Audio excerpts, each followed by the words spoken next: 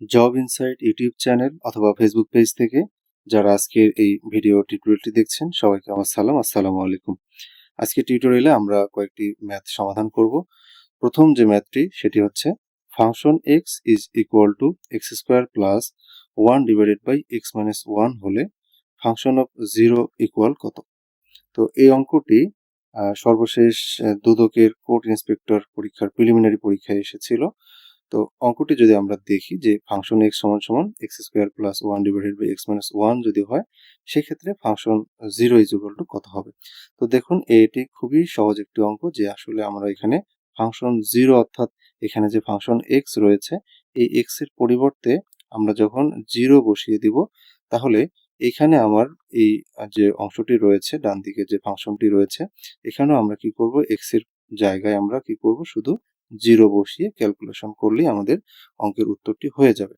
তাহলে দেখুন আমরা যে অঙ্কের সমাধান যদি করি, যে function of zero is equal x এর জায়গায় আমরা কি করে দেব, এখন জিরো বসিয়ে দেব।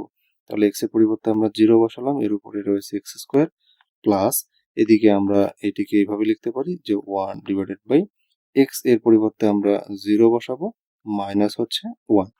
এখন আমরা যদি ক্যালকুলেশন করি, জিরোর উপরে স্কোয়ার করলে আসলে জিরোই হয়। তো এটা আমরা জিরোই রেখে দিলাম, এবং এদিকে পরবর্তী অংশে আমরা কি করলাম, 1, এবং নিচে যদি জিরো থেকে 1 কে বিয়োগ করা হয় -1, তাহলে এখানে কি হবে, -1ই রয়ে যাবে। এখন পরবর্তী যে অংশ, এখানে জিরোর আসলে কোনো ভ্যালু নেই, সো আমরা জিরোকে বাদ দিলে 1/-1 এভাবে আমরা লিখতে পারি।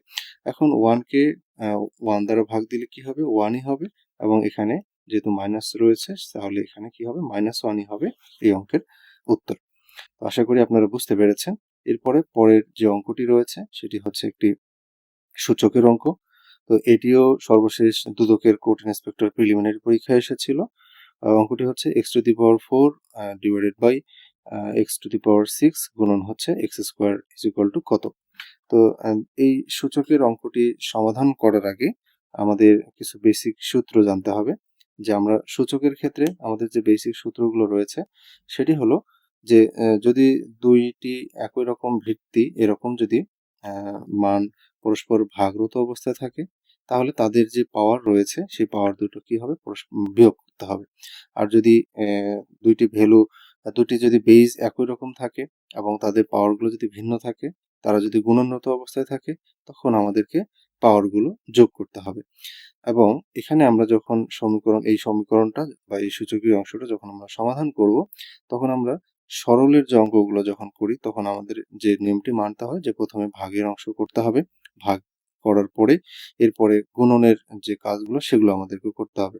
এখানেও ঠিক একই রকম ভাবে আমরা প্রথমে কি করব, ভাগের যে অংশটুকু সেটুকু আগে আমরা করে নিব, তারপরে গুণনের যে অংশটুকু সেটা আমরা করব।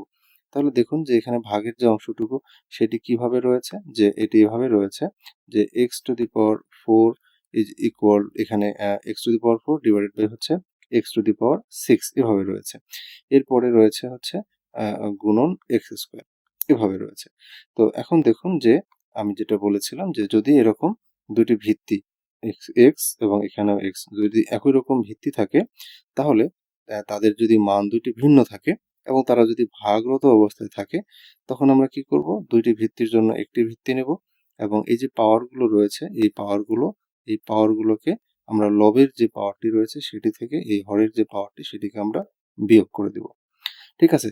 এরপরে পরের যে অংশটি রয়েছে সেটি কি রয়েছে, এক্স স্কোয়ার, আমরা এটিকে এক্স স্কোয়ার হিসেবে রেখে দিলাম। এখন পরবর্তী অংশে এই এক্স এক্স রেখে দিলাম, তাহলে 4 থেকে যদি আমরা 6 বিয়োগ করি, তাহলে এখানে কত হবে, 2 হবে। এক্স 4 -6 এখানে আমরা লিখতে পারি ইনভার্স 2, অথবা এক্স -2 আমরা x⁻² এভাবে বলতে পারি। এর পরের অংশ রয়েছে এক্স স্কোয়ার। তো এখন আমি প্রথমে বলেছিলাম যে যদি আবার এরকম দুটি একই রকম বেস বা ভিত্তি থাকে এবং তাদের পাওয়ারগুলো যাই থাকুক না কেন, যদি তারা গুণনরত অবস্থায় থাকে, তখন আমরা তাদের পাওয়ারগুলোকে আমরা কি করব, যোগ করতে পারবো। তাহলে এখানে দুটি ভিত্তি রয়েছে হলো এক্স, তো এই এক্স দুইটির জন্য আমি একটি নিলাম, এবং তাদের যে পাওয়ারগুলো রয়েছে এই পাওয়ারগুলো আমরা এবার কি করে দেব, এদেরকে আমরা যোগ করে দেব। তো এখন দেখুন যে এই x⁻² প্লাস 2 যদি আমরা করি, তাহলে আসলে কি হয়, -2 + 2, তাহলে এর পরিবর্তে আমরা 0 বসাতে পারি। ঠিক আছে? অর্থাৎ 2 থেকে যদি আমরা 2 বিয়োগ করি তাহলে কি হবে? 0 হবে। এখন সূচকীয় নিয়ম অনুযায়ী কোনো কিছুর উপরে পাওয়ার যদি 0 হয় তাহলে এটি সবসময় কি হবে? 1 হবে। তাহলে এখানে এই অঙ্কের কাঙ্ক্ষিত উত্তর হচ্ছে 1। আশা করি আপনারা সকলে বুঝতে পেরেছেন। পরের যে অঙ্কটি রয়েছে সেটি হচ্ছে একটি লগের অঙ্ক। তো এই লগারিদমের অঙ্ক করার সময় আমাদেরকে একটি সূত্র মনে রাখতে হবে। সেটি হচ্ছে অর্থাৎ সূত্র বলতে এটিকে আমরা লগ থেকে আমরা যখন সূচকে রূপান্তর করব তখন একটি লগকে কিভাবে আমরা সূচকে রূপান্তর করতে পারি সেটি আমাদেরকে জানতে হবে। কারণ সূচকে যখন আমরা রূপান্তর করতে পারবো সেখান থেকে আসলে আমরা এই কাঙ্ক্ষিত যে x এর মানটি সেই x এর মানটি আমরা বের করতে পারবো। তাহলে সূচক থেকে এই লগ থেকে আমরা সূচকে কিভাবে রূপান্তর করতে পারবো? আমাদেরকে প্রথমে জানতে হবে যে এখানে লগের সাথে যে টি রয়েছে নিচে একে বলা হচ্ছে বেস বা ভিত্তি এবং সমানের পরে ইকুয়ালের পরে যে অংশটি রয়েছে এটাকে বলা হচ্ছে পাওয়ার এবং এর যে ভিতরে যে বড় মানটি রয়েছে এটাকে আমরা বলি হচ্ছে যে ভ্যালু। তো এইখানে সূত্র যেটি সেটি মনে রাখতে হবে যে সর্বদা যখন আমরা লগারিদম থেকে আমরা সূচকে নিয়ে যাব তখন আমাদেরকে কি করতে হবে? বেস এর উপরে পাওয়ারকে বসাতে হবে। বেজের উপরে পাওয়ারকে বসাতে হবে, ইকুয়াল লিখতে হবে ভ্যালু। ভ্যালু। তাহলে এখন যদি আমরা এই সূত্রে আমরা এ ফেলে আমরা এই লগারিদমটাকে আমরা সূচকে নিয়ে আসব। তাহলে এখানে বেজ হচ্ছে x। তাহলে আমরা এখানে x বসিয়ে দিলাম এবং পাওয়ার হচ্ছে কত? 4 ইকুয়াল এখানে ভ্যালু হচ্ছে কত? 324। তো এই ধরনের অঙ্কগুলোকে আমরা যখন লগারিদম থেকে যখন সূচকে নিয়ে আসব এরপরে আমাদেরকে এমসিকিউ পরীক্ষাগুলোতে অপশনের দিকে লক্ষ্য রাখতে হবে। আমরা একটু অপশনগুলো টেস্ট করব। তো এই অপশনগুলো টেস্ট করার সময় আমাদেরকে যে বিষয়টি লক্ষ্য রাখতে হবে সেটি হলো যে এখানে এমন একটি অপশনের যে মানগুলো রয়েছে যে মানটিকে আমরা বসিয়ে যদি আমরা পাওয়ার 4 করি, যদি আমরা এই মানটিকে অপশনের যে মানটি রয়েছে সেই মানটিকে যদি আমরা এখানে বসিয়ে পাওয়ার যদি আমরা 4 দেই তাহলে কি হবে? এই মানটি চলে আসবে। তো এটি আমরা কেন করব? এর কারণ হচ্ছে আমাকে উত্তর এখানে কি চেয়েছে? x এর মান চেয়েছে। অর্থাৎ আমার উদ্দেশ্য হলো x এর মান বের করা। তো এই x এর মান যদি আমি বের করতে যাই তাহলে আমাকে কি করতে হবে? এই x টিকে এই যে আমার যে সূচক রয়েছে বা পাওয়ার রয়েছে এই পাওয়ার মুক্ত করতে হবে।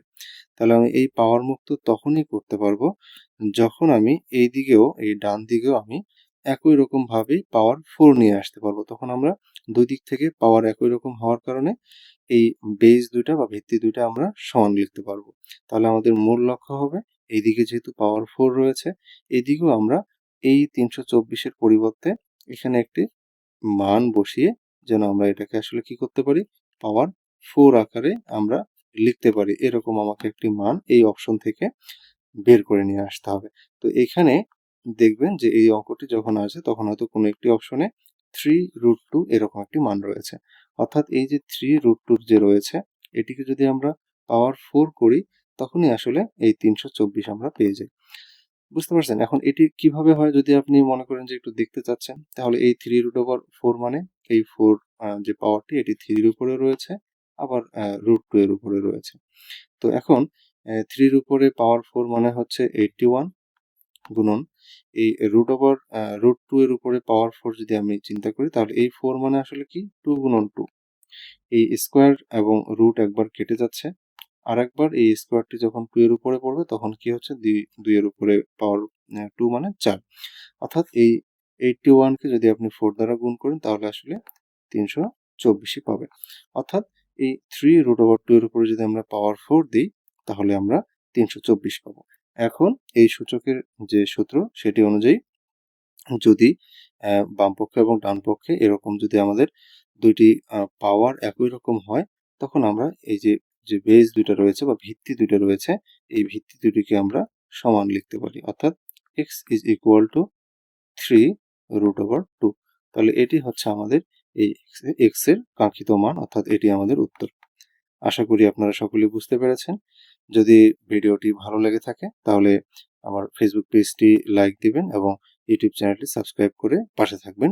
ধন্যবাদ।